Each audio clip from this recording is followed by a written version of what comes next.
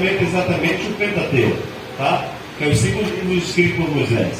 Depois vem a parte histórica, que começa com o livro de Josué e vem até o livro de Esther. É a segunda parte. Depois, acabei falando, né, pastor? Será que esse aqui, pode ser que esse não esteja falando, né? Vamos continuar aqui. Caso falhe, eu arrumo esse aqui, tá bom? A terceira parte do Antigo Testamento é a parte poética, tá? A parte poética é exatamente onde está esse livro. Ela é composta de 5 livros. Como a primeira parte, o Pentateuco, são 5 livros: Gênesis, Êxodo, Levíticos, Números, Deuteronômio. A terceira parte também são 5 livros: Jó, Salmos, Provérbios, Eclesiastes e o Cântico dos Cânticos. Quem está comigo, diga amém? Amém. Esse livro aqui, queridos, na verdade o título a gente chama Cantares, mas na verdade o título original dele é Sherab Sherimah. Sherab Sherimah é Cântico dos Cânticos, ou Carta das Cartas. Por quê? Segundo a história, o rei Salomão, após a morte de Davi, Salomão assumiu o reinado de Israel aos 20 anos. E durante os 40 anos que ele reinou, governou Israel, quando o povo ainda era um só povo, uma só nação, não existia negócio de rei do norte, rei do sul, não tinha 10 tribos para lá, 10 tribos para cá, 2 para lá, 2 e meia para lá, não, era um povo só, um povo unido. Mas antes de tudo isso, Salomão assumiu o reinado com 20 anos. E o certo é que, durante o período de Salomão, Israel descansou das guerras, ficou tranquilo. O próprio nome de Salomão no hebraico já significa paz. Shalom no hebraico é paz, suavidade, tranquilidade. Então, no período de Salomão, houve paz em Israel. Quer dizer, Israel não estava agora peregrinando em guerra e tribulação, não, estava suave e sossegado. Todos nós sabemos que, segundo a história, Salomão teve 700 mulheres e mais 300 concubinas.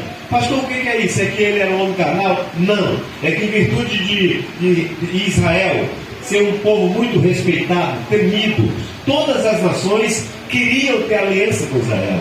E o que acontecia? Então, a maneira de um país pequeno, um país menor, se aliançar com Israel, eles vinham, o rei daquela nação vinha e trazia uma jovem, uma virgem, para um casamento jurídico com Salomão. Isso indicava que aquele país agora podia descansar em paz. Por isso, as nações vinham e isso foi fortalecendo a nação de Israel. Então, o Salomão tinha 700 mulheres juridicamente, ou seja, legalmente casadas, e mais 300 concubinas no harém. Mas não bastasse tudo isso, a história nos conta que um dia, dessas mulheres, Salomão tinha umas 80 rainhas selecionadas, e as virgens eram incontáveis, tá? Mas a história nos conta que um dia, pastor, Salomão se apaixona pela mulher totalmente estranha. Ela não era uma mulher de formosura, não era uma pessoa, não era uma mulher tratada como essas que estavam aqui, não, era uma mulher queimada do sol, era uma mulher negra. Para começar, era uma africana, tá? Era uma africana na Etiópia, tá? Então, por essa mulher, Salomão ficou muito apaixonado por ela. Agora imagine um homem que tem 700 mulheres legalmente casadas e mais 300 concubinas no harém à sua disposição. E agora Salomão se apaixona pela mulher estrangeira, pela mulher queimada, uma mulher que não tinha tratamento de pele, uma mulher que não tinha roupa de grife, uma mulher que não tinha os perfumes que essas daqui tinham, porque para o encontro com o rei tinha todo um aparato, tinha toda uma beleza, tinha todo um cuidado para que pudesse uma dessas mulheres se encontrar com o rei Salomão. Mas agora de repente ele se apaixona pela mulher estrangeira, uma mulher queimada no sol. Desculpa, mas é só o tempo para as pessoas entenderem. Uma mulher descabelada, uma mulher rústica, uma mulher dos pés e dos calcanhares tudo rachado, as unhas não eram bem tratadas, não tomava banho no leite de cabra, como essas 80 rainhas. Era uma mulher totalmente estranha. Mas diz a história que Salomão se apaixona tanto por essa mulher, a ponto dele escrever, olha para mim, a ponto dele escrever 1005 cartas de amor para essa morena. Agora imagine um homem do porte de Salomão, com a estilo de Salomão, o homem mais rico e mais poderoso da terra na época, o rei mais respeitado de toda daquela época, o homem que não sabia deitar em cama de ouro. Dinheiro não era problema, era o mais rico e mais poderoso. E se não bastasse toda a riqueza e todo o poder, era o homem mais sábio que o planeta já pôde conhecer depois de Jesus Cristo. Imagina um homem desse, num poste desse, da estirpe desse homem, se apaixonar agora pela mulher estrangeira, uma queimada, descabelada, desunhada, calcanhar rachado, que ninguém nem sabia de onde vinha, um país lá não sei de onde, e agora ele escreve 1005 cartas de amor para essa mulher. Olha para mim, dessas 1005 cartas, o rapaz que aproveitou para falar um pouquinho ali no ouvido da varona da esposa dele, né? Então olha para cá, dessas 1005 cartas de amor, essa carta aqui que a gente está lendo é uma das 1005.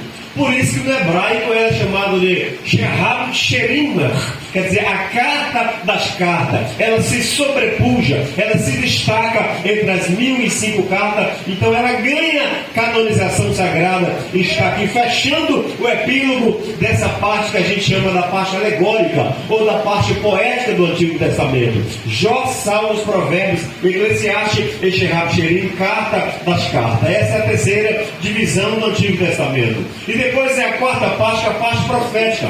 A parte profética também tem um perfil, porque existem os profetas maiores, que são Isaías, Jeremias, Ezequiel e Daniel. Os profetas maiores. E depois os profetas menores, Oséias, Joel, Amós, Obadias, Jonas, Miqueias, Naum, Abacuque, Sofonias, Ageu, Zacarias e Malaquias. Estes são os profetas menores. Agora olhe para cá. Eu quero introdutoriamente, no preâmbulo desta mensagem simples e humilde, dizer-lhes que Cantares de Salomão, ou Carta das Cartas, como queira, é este livro poético. A linguagem é poética, a linguagem é áurea. Dentro da descrição aqui de Cantares, nós vamos ver um homem que é representado por Salomão. E quem é essa morena, pastor? Quem é essa mulher que Salomão se apaixona tanto a ponto de escrever 1005 cartas? Literalmente, alguns dizem que ela é a bela Abisag, outros dizem que é a Sulamita. E assim há uma controvérsia entre os estudiosos eruditos,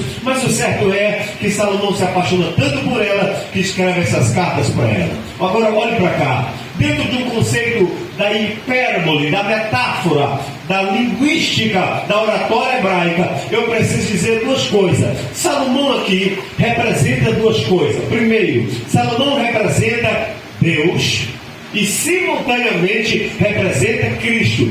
E quem é essa Sulamita, pastor?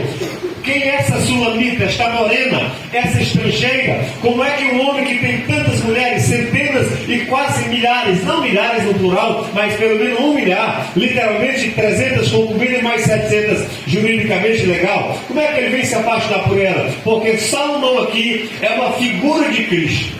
Cristo tinha todo o poder, toda a honra e toda a glória. De repente, ele se apaixona pelo um pouco. Olha para cá para você entender, vocês começarem a entender o que é o livro de Cantares de Salomão. Entenda bem, Cristo também foi assim como Salomão, como que esquece todas aquelas mulheres belas, todas aquelas mulheres que dispensam comentários e se apaixona pela descabelada, pela toda rústica, pelo desprezível de aparência de um país estrangeiro e distante. Assim também foi com o nosso Senhor Jesus Cristo. Diz a Bíblia que lá do alto no céu ele olhou para a terra, pois ele foi capaz de deixar toda a honra, toda a glória, todo o louvor, toda a adoração.